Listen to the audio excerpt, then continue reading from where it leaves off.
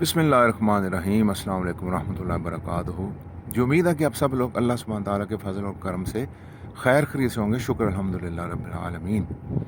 आज मैं एक मुख्तसर सी बात करना चाहूँगा, एक रिमाइंड करवाना चाहूँगा, एक चीज़ रिमाइंड करवाना चाहूँगा सबको।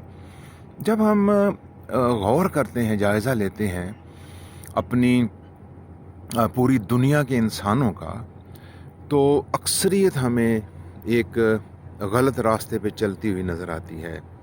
और फिर हम जब मुसलमानों की का जायज़ा लेते हैं, पूरी दुनिया के जो मुसलमान हैं उनका जब हम जायज़ा लेते हैं, तो वहाँ पे भी हमें यही नज़र आता है कि अक्सरियत जो मुसलमानों की, हम अपनी ज़िंदगियों के अंदर महव हो गए हैं, मगन हो गए हैं और दुनियावी मामलात के अंदर बहुत ज़्यादा उलझ गए हैं।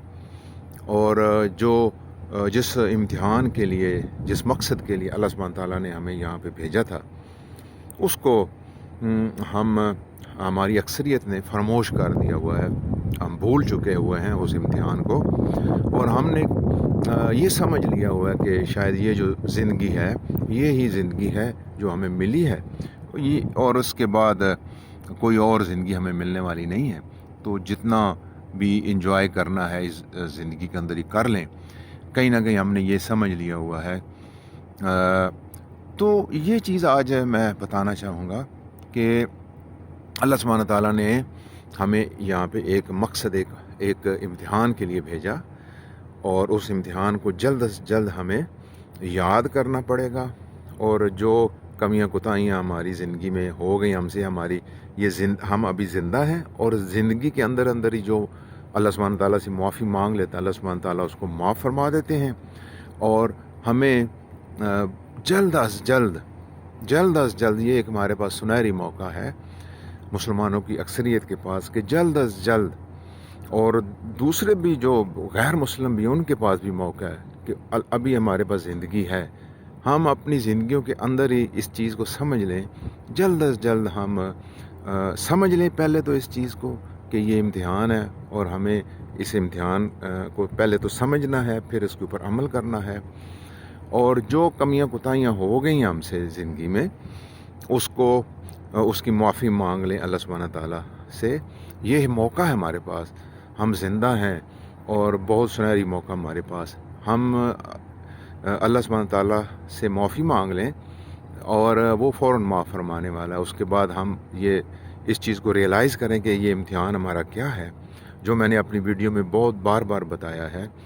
ये इम्तिहान क्या है, और उसके ऊपर अमल करना शुरू कर दें। अब अपनी दुनिया के मामलात भी जारी रखें, और इसके साथ साथ अपने इम्तिहान की भी तैयारी करें, उसको याद करें, उसके ऊपर अमल करें। ये, और इस चीज़ को अपने जहनों में बिठा लें कि ये ज़िंदगी आर्जी है, मुख्तसर ज़िंदगी है। जैसे जब हम एक रोज़ा रखते हैं 12 घंटे का, 15 घंटे का, उसके बाद कुछ चीज़ों की पाबंदी हो जाती है, और जब रोज़ा खुल जाता है तो हम वो चीज़ें खा सकते हैं।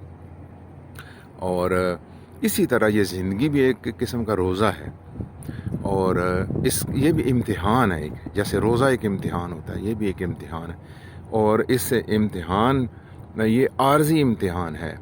और इसके बाद जब ये ज़िंदगी का रोज़ा खुलेगा, तो हमें, अगर हमने इस रोज़े को अच्छे तरीके से रखा, तो हमें जन्नतुल फिरदौस अता की जाएगी, जहाँ पे वो हमारी अबदी ज़िंदगी होगी, जहाँ पे कभी हमारी फ़ना नहीं होगी, हमेशा हमेशा के लिए वहाँ पे हम रहेंगे।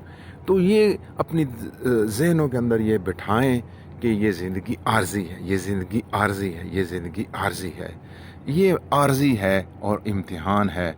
और इस इम्तिहान से पास होने की कोशिश करें, और अपना टारगेट जो है ना, अबदी ज़िंदगी को बनाएं, जन्नतुल फिरदौस को बनाएं।